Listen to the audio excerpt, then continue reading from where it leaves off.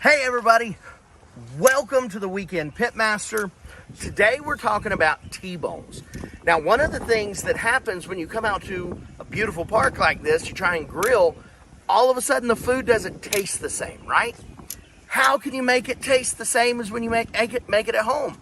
We're going to talk about that today, right here on the Weekend Pitmaster. So get ready, we're about to grill up.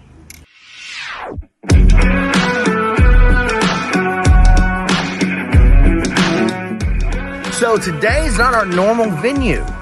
Our family decided to come out to the local park. We got a beautiful river behind us, the Ocoee River, and we have an incredible grill right here. On our grill over here, you can see we have the traditional park grill, right? Where you have very little room to maneuver anything. You can go up and down, but that's about it. Now we have some corn over here cooking away, and one tip that you can do when using a park grill is make sure, just like at home, all of your coals are on one side. Once you have all the coals on one side, now you have a place to rest anything else that needs to be off the fire. Now, why do I have this little sacrificial piece of T-bone, right? Why do I have that? You see how juicy that looks? What I've done is I've trimmed away the meat on it, and I've used this to actually season the grill. And you can see as I rub it, all that good fat and juices are getting on that grill. One of the main problems when you're grilling on something that isn't the grill you normally use at home is there's a lot of flavors on it that you don't normally have at home. So anytime you're working with a grill like this, make sure you clean it really good. Clinton and I, my son, got a trash bag. We got all the old ashes out of there, cleaned it up really good. And now I'm using this to kind of trap in some of that heat to finish cooking the corn, because I got some char on it. Now, like I said, today we're talking about T-bone, right? Have some beautiful T-bone steaks we get from Mitch Manley and Hillside Farms. When we go camping, it's a beautiful thing to eat a T-bone at home. But when you're out at a park, it can be kind of tricky. So what I do is I cut away all the meat that I can from this T-bone, and I season these up because it's fantastic to eat this off the bone, but it makes it so much easier to actually get to the meat itself. Now, say you don't want to sacrifice a T-bone, that's fine. You can trim a little fat from your T-bone and do the same exact thing. Just wipe it on there and season up that grill. Look how that's looking already,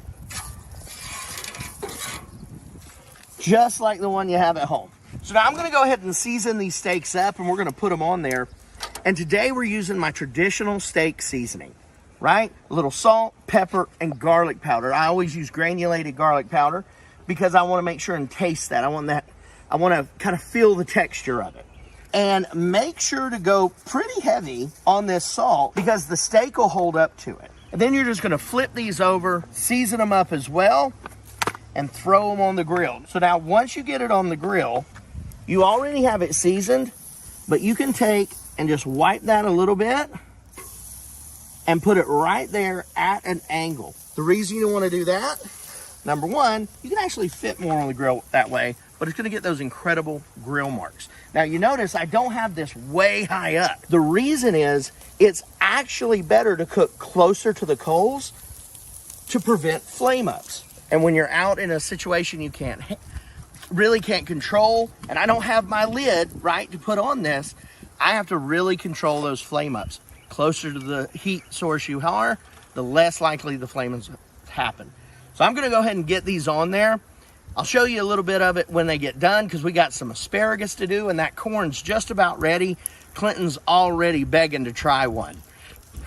So let me have one. See, I told you. All right. We'll see you in just a little bit. I got to get some more steaks on. As you can see, right, now we're getting some flames. You see that flame? Flame in steak is actually bad, but when you control it, it can look like that. So now I need to go over here, grab that, right, and I want to make sure and keep it off there. Now, what you'll notice is all that flame is actually coming from this bad boy right here. You see all that fat on the end? All you have to do is trim it a little bit. And you'll see where I've trimmed these, but I didn't trim that because I wanted you to see how just that extra little bit of fat can actually cause way more flame ups than you think. If you're getting a flame up, don't worry about it. Just move the steak, let the flame die down, and then you can put it right back there on the grill. Asparagus is next. And I think it's going to taste just like we ate it at home. But we get an amazing view, great family time. Oh, and one more thing. So I had all the coals set over to the side, but I really needed to keep this warm. So Clint, my son, he said, you know what? If you move just a few coals over there, you'll actually be able to keep a little bit of warmth going, but it won't actually burn anything. Now that's thinking with your head. Appreciate the tip, Clint, and I know you do too. All right, so the steaks are done, corn's done, asparagus is done. I got one more tip I want to show you here. So when you're grilling outside, how you can add a little bit of extra depth, right? Fat's always good. So what I did is I put a little butter in the bottom of this pan, right? A little water, because I want that steam happening. Cooking all that down, but I trimmed up some of the fat on the steak and I left it in there just to cook down. Now that adds that amazing umami flavor, right? That depth of flavor is what they call it. So we got everything set. It's all ready to rock and roll. Now look at that. Isn't that amazing? And let's talk about this steak. And when we cut into this, look at that. Oh my gosh. And it's like butter. Speaking of that, let's go ahead and give this baby a try. Cut that. Oh my God. Tender, juicy. You wouldn't believe the flavor. And you'd never think it come from something that you absolutely hate to grill on. All right. The family's ready. I'm ready. Oh my God. You can taste the fat in there. Oh, it's so good. Everybody's ready to eat. I'm ready to eat. I'll see you next.